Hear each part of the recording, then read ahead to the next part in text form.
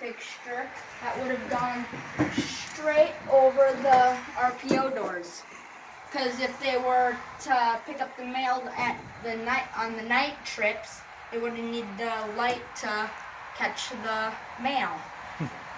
And right here, as you can see, the original exhaust manifold is in really good shape for sitting in dust and dirt for how many years.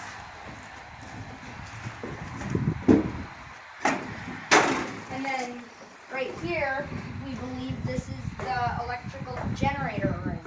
It spins around and around in the generator to produce electricity in a turbine form.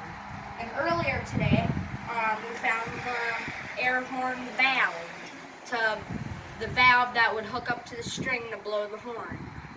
And that is it all for this blog post. This is Alexander signing out.